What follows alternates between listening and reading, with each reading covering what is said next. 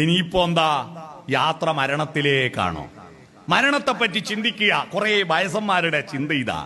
യഥാർത്ഥത്തിൽ വൃദ്ധൻ എന്ന വാക്കിന്റെ അർത്ഥം ഇനി നിങ്ങൾ പഠിക്കണം. വൃദ്ധൻ എന്ന് പറയുന്നത് വയോവൃദ്ധനല്ല, പഞ്ചമഹാവൃദ്ധന്മാരുണ്ട്. 5 തരത്തിൽ വൃദ്ധന്മാരുണ്ട്.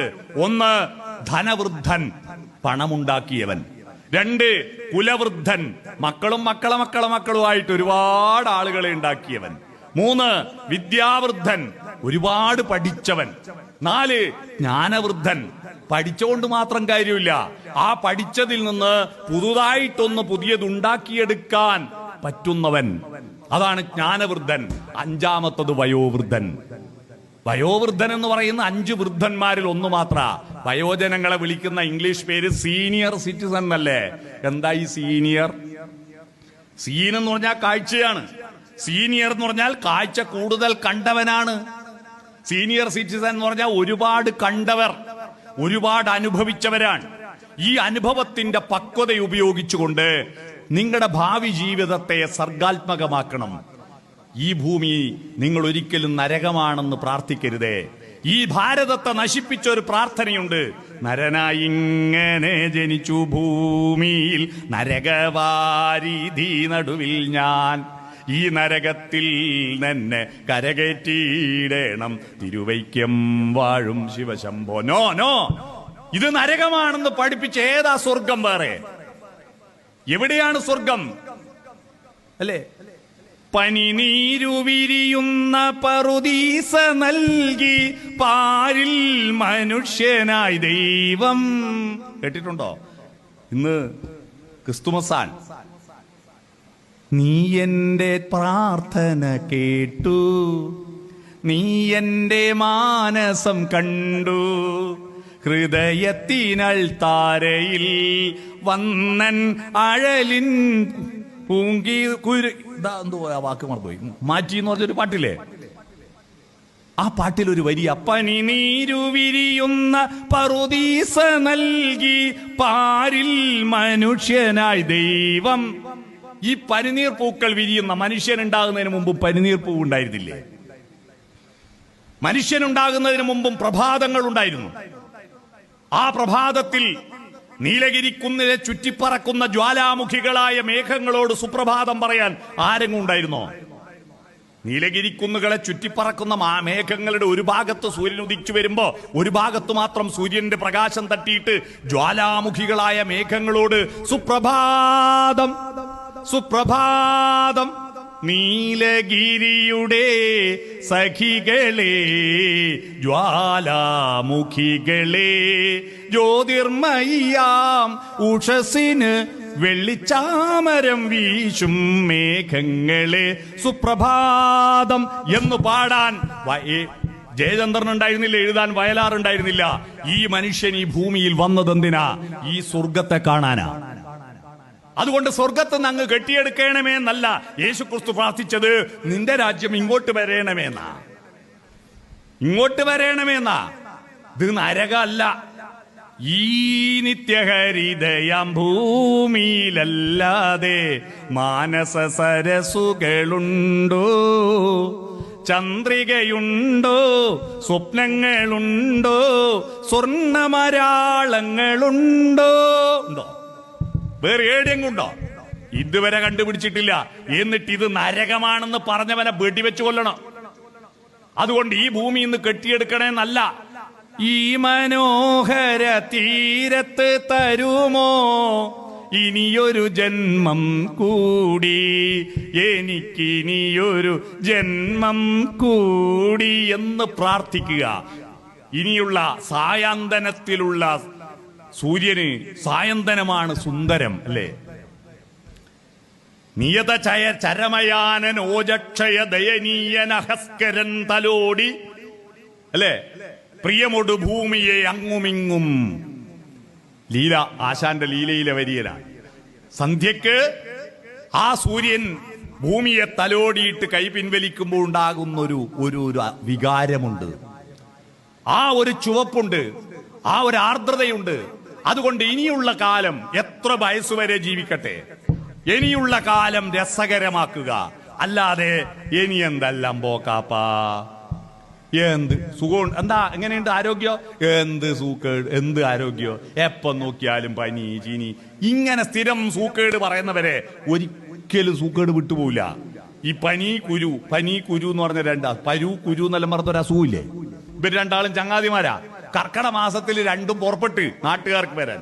പനി കയറിയത് അലക്കുകാരിന്റെ വീട്ടില്, കുരു കയറിയത് ഏറ്റുകാരന്റെ വീട്ടില്. ഏറ്റുകാരന്റെ തുടക്ക് കുരു പൊന്തി, അലക്കുകാരന്റെ കുട്ടിക്ക് പനി വന്നു. പനിക്ക് പരമസുഖോ. അടുത്ത നാട്ടിലുള്ള മുഴുവൻ തുണി ആടെയുണ്ട്.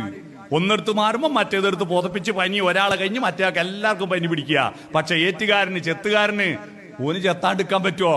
ഓൻ കുരുവിനെ മൈൻഡ് ചെയ്യാതെ കാലെടുത്ത് തലേന്റെ മേലെ വെച്ചിട്ട് കയറി നാട്ടില്ലേ? കുരു തുള്ളി പാഞ്ഞിട്ട് പനിയോട് ചോദിച്ചു, നീ വരുന്നോ? എനക്കിടെ പരമസുഖ, കുരു പോയി. രോഗത്തെ നിങ്ങൾ പരിഗണിക്കും പോലെ ആ രോഗം നമ്മളെ കൂടെ നടക്കുക. രോഗം മനസ്സിനാണ്. ആ മനസ്സ് സന്തോഷപ്രദമാക്കുക, ആർദ്രമാക്കുക. എങ്ങനെ മനസ്സ് സന്തോഷപ്രദമാക്കും? അതിനുള്ള മാർഗങ്ങൾ എന്താ? അതിന് എത്രയെത്ര മാർഗങ്ങൾ നമ്മുടെ മുമ്പിലുണ്ട്. ഒന്ന് പ്രധാനം നിങ്ങളുടെ സമ്പത്താണ്, അല്ലേ? പൈസ ഉണ്ടോ സന്തോഷമുണ്ട്. പക്ഷെ പൈസ ഉണ്ടായിട്ട് സന്തോഷം ഉണ്ടാവില്ല. ആ പണം എങ്ങനെ ഉപയോഗിക്കുന്നു എന്നുള്ളതാ.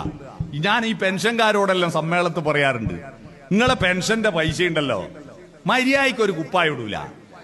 ഇപ്പൊ പൊന്നാടി അണിയിച്ചത് അട്ടിയിട്ട് അവിടെ വെക്കൂ. ചില വീട്ടിലില്ലേ ഈ പ്രൈസ് കിട്ടിയ പ്ലേറ്റും ഗ്ലാസും മറ്റേ കപ്പെല്ലാം ഉണ്ടാവും അലമാരയിൽ അട്ടി വെച്ചിട്ട്, ആരെങ്കിലും പുറത്തുനിന്ന് വന്നാൽ കൊടുക്കാൻ വേണ്ടിയിട്ട്, ചായ കൊടുക്കാൻ വേണ്ടിയിട്ട്. എന്നിട്ട് നമ്മൾ വീട്ടിൽ ആരാന്റെ വൃത്തികെട്ട പഴയ കുപ്പി പിന്നെ സ്റ്റീലിന്റെ ഗ്ലാസ് ചായ കുടിക്കും. ആരും വരാനില്ല. നിങ്ങളുടെ വീട്ടിലെ VIP നിങ്ങളാ.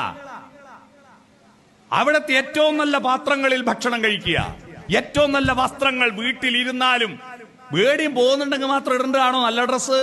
വീട്ടിലിരിക്കുമ്പോ പിന്നെ വീട്ടിൽ നിന്ന് എന്താ നല്ല ഇട്ടാല്? എന്റെ നാട്ടില് മാലൂര് ഒരു കാതറാജി ഉണ്ട്, വലിയ കൊലപ്പാട്ടക്കാരനാ, ഈ നേന്ത്രക്കൊലേന്റെ പാട്ടക്കാരൻ. ഇയാൾ ഒരു ദിവസം കാഞ്ഞങ്ങാട് വെച്ച് കണ്ട് കാതറാജി നോക്കുമ്പോ കംപ്ലീറ്റ് കറ പരങ്ങിയിട്ടുള്ള ഒരു ചാർട്ടും മുണ്ടു. ഞാൻ ചോദിച്ചു, അല്ല കാതറാജിക്ക് നിങ്ങൾ എത്ര വലിയ പൈസക്കാരനാ, എന്നിട്ട് ഇങ്ങക്ക് മര്യാദയ്ക്ക് ഒരു ഷർട്ടും മുണ്ടും ഇട്ടൂടെ ഇങ്ങക്ക്? അപ്പൊ കാതറാജിക്കാ പറയാ, ഞാൻ ഈടെ ആയിരിക്കാ മോനെ അറിയാവുക, ഈടെ ഞാൻ നല്ല ഇട്ടിട്ട് എന്താ കാര്യോ? നല്ല ഇട്ടിട്ട് എന്താ കാര്യം? അന്നെ ഈടെ ആർക്കും അറിയാവോ? ഇല്ല. ഒരാഴ്ച കഴിഞ്ഞ് നോക്കുമ്പോ കൂത്തുപറമ്പിൽ ഇതേ വസ്ത്രം ഇട്ടിട്ട്. ഞാൻ ചോദിച്ചു, അല്ല കാഞ്ഞങ്ങാടെന്ന് പറഞ്ഞു, നിങ്ങൾ ഈടെ ആയിരിക്കും അറിഞ്ഞൂടാ? ഈടെ ഇങ്ങക്ക് എല്ലാവർക്കും ഇങ്ങളെ അറിയില്ലേ? പിന്നെന്താ നിങ്ങൾ അത് തന്നെ ഇട്ട്? അന്നേരം അയാൾ പറയും, അതെ ഈടെ എന്നെ ആയിരിക്കും അറിഞ്ഞൂടാത്തത്, പിന്നെ ഈ കുപ്പായം കണ്ടിട്ട് തന്നെ ഈടെ എന്നെ ആയിരിക്കും അറിഞ്ഞൂടാത്തത്. ഇങ്ങനെ നമ്മളെ വീട്ടിൽ നിന്ന് വസ്ത്രം ധരിക്കുന്നത് മറ്റുള്ളവരെ കാട്ടാനല്ല, നിങ്ങളുടെ വീട് വൃത്തിയാക്കുന്നത് നാട്ടുകാരെ കാണിക്കാനല്ല, എന്റെ സംതൃപ്തിക്കാൻ. നമ്മൾ കുളിച്ചു കഴിഞ്ഞാൽ നമുക്കൊരു സംതൃപ്തിയില്ലേ?